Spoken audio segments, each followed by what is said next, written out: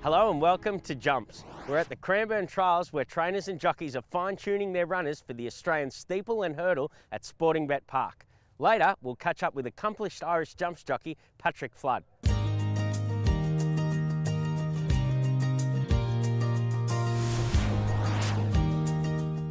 Patrick, we've just seen Fieldmaster trial. Were you happy with him? I was. The whole exercise was to get him to relax. He can just race a little bit too freely. So we just wanted to bring him here today and just teach him to relax and just keep him ticking over. And especially this time of year, we're having a really good season, so he's doing really well at home. So it's just a bit of a fitness training exercise for him and just get him out of the house for the day. Where will you go with him after the Australian? We're keen to go to the National, but you know, we'd love to win this race, the Australian hurdle. I think the National's going to be a lot stronger. A bit of a question mark whether Fieldmaster can stay or not. But in the Grand National, horses like Dub, Dara, Wells, got to take care. They're going to be very hard horses to beat. Here comes Urban Explorer to the last. He knuckled a bit with his back feet on landing, but it'll make no difference. He's home. He's raced away. Eric Musgrave, you've got a possibility of 3 runners in the Australian hurdle. Are you happy with Urban Explorer? Yeah, no, look, I thought he ran a really nice race on last Wednesday. You know, he's probably better suited on wetter ground, and you know, the way the weather looks like it might be heading, we might end up with a soft track. But look, he's a chance of running. Fubian looks like making a terrific jumper. Yeah, no, look, he won his last start also and did it very well, and I think he'll just keep improving. I'm not too sure what he's like on the wetter ground, but look, he's a nice horse and he's going to measure to a really good horse later on. Takeout has been very honest.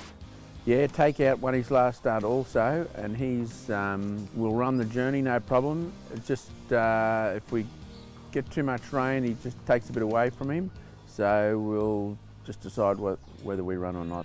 5 lengths to Seatown, 3 to Cat's Fun, who emerged out of the pack to be third, Wonder King Triton. How is Cat's Fun after his good run in the Briley Steeple second?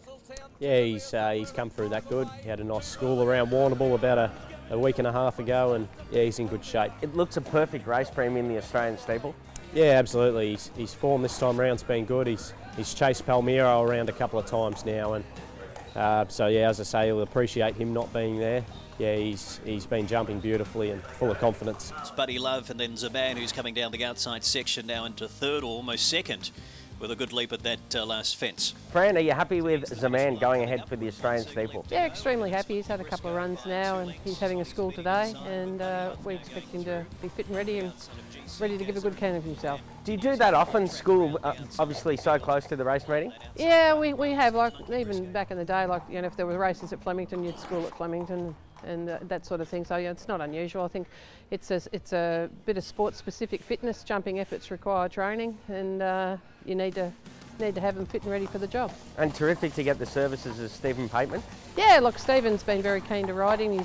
He's had other commitments on Palmiro up to this point. Palmiro's out now, and he knows the man will be ready, and he's keen to ride him. Just behind those runners, Regina Shayley going up second. Kieran Maher, you have Regina Colley in the Australian steeple. How did she pull up after Sandown? She had a good run. She was jumping well. That was her first steeple start, and unfortunately a loose horse bumped into her on landing of the first one up the hill, and Richie Cully just became unbalanced and come off, but she never broke stride and went down the next two and winged those, so she's pretty good with or without the rider. Are you happy with her going into the Australian steeple? Yeah, I'm very happy with her. It's been pretty dry so far for the start of the season, but you know, if it comes in wet, she really gets through the softer ground really well, and she's got a good set of lungs on her.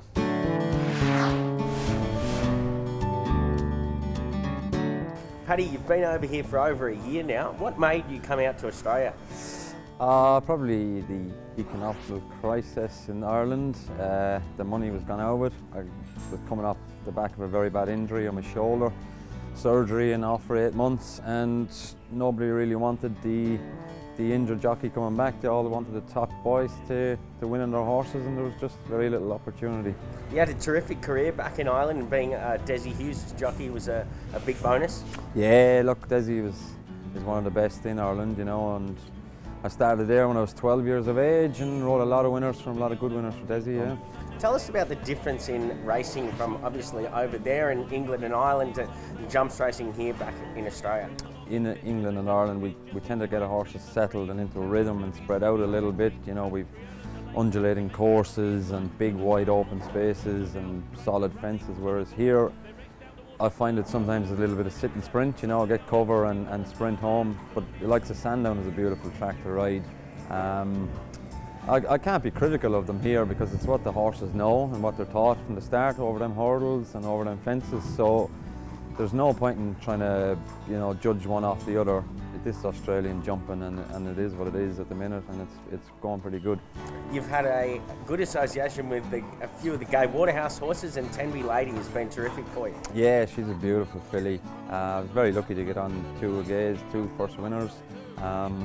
Tenby's going for the Australian hurdle, and she'll have a chance in that. You know, she's had her experience around Sandown, and yeah, she's going the right way, whether it's going to be this year or next year, but she should reach top grade. What's it like riding for Gay Waterhouse? Look, they're pretty new to the game, the same as myself, and we're learning as we go along with each other. But everyone knows Gay's horses are hard fit, so there's no tempo in a race. There's no worries about making your own tempo. They're all been very well schooled. They've gone to Eric Musgrove's or they've gone to Flemington, and they've all trialled real good. So look, she's going to learn a lot, and we're all going to learn a lot about her horses, and she's probably going to be very dominant in the sport.